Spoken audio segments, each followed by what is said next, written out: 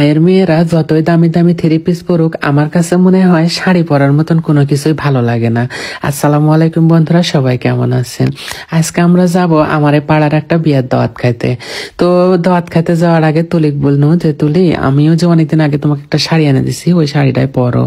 আসলে ছোট বাচ্চা তো, এজন্য শাড়ি পরা হয় না। শাড়ি পরলে হয়তো বাচ্চা খাওয়াইতে সমস্যা হয়, এজন্য থ্রি পিসই তুলি বেশি পরে।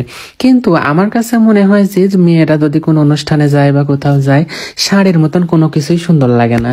ওই যে কথায় আছে না, শাড়িতেই নারী। তো যাই হোক, শাড়ি টাড়ি আমার কথা মতনই তুলি আজকে পরলো। পরে এই যে হার পরিছে, প্লাস এই যে কানের দুল পরিছে। আমি আবার বললাম ঝুমকাটা পরো, ঝুমকা পরলে বেশি ভাল লাগে। তো তুলি বলছে এত বেশি সাজতে হয় না, পাড়ার অনুষ্ঠানলা হালকা পাতলা সাজলেই ভাল লাগে। তুলি আবার এত সাজতে চায় না। আর এদিকে মেঘনা দেখেন সাজা খুঁজা অলরেডি, মানে ওই আগেই বসে আছে। ওর খালি কোনোটা যাওয়ার কথা শোনা, কাকি আমিও যাব, কাকি আমিও যাব, মানে কেউ যদি দাওয়াত দেয় তাহলে ওই জ্বরকেন আগে রেডি। এখন আবার অনেকে তো কমেন্ট করবেন যে খালি দুজনে যাতেন, আপনার সওয়াল কো। আসলে আমার সওয়াল ঘুমায় গেছে, এজন্য আমার মা দেখবেনি, আমার শাশুড়ি দেখবেনি, মানে আমার শাশুড়ি আর আমার মা দুজনে আগে দাওয়াত খেয়ে চলে আসছে। আর আমার শাশুড়ি মা আসার পর সওয়াল দেখিতে এবার আমরা যাচ্ছি। এদিকে চলে আনো আমার পাড়ার মধ্যে। আর আমার পাড়ার মাটির বাড়িগুলো একটু দেখায় আপনাদের সাথে। দেখেন কত পুরানা পুরানা মাটির বাড়ি। এগুলো না হলেও ধরেন যে 50 বছর 60 বছর আগের সেই বাড়িগুলো, মাটির বাড়িগুলো। যদিও আজকে আমার পাড়ারই দাওয়াত, কিন্তু এ পাড়া ও পাড়া, মানে এ পাড়া থেকে ও পাড়া এক না দূরই হবে। তো আমি ভাবনু যে আজকে আমার পাড়াটা আপনাদের সাথে একটু দেখাতে দেখাতে যাই।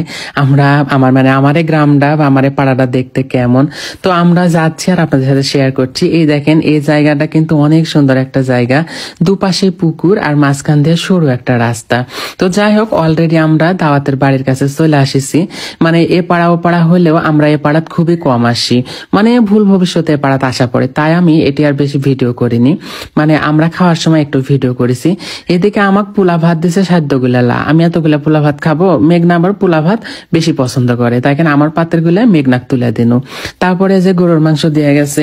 আমার কাছে মনে হয় বিয়ার বাড়িতে গেলে খালি মেলা কিছু খাইতে দিতে হবে বা খাইতে হবে এমন ডালা, এতে সাজুগুজু করে আসা, আনন্দ করা, এটাই আমার কাছে সবথেকে বেশি ভাল লাগে।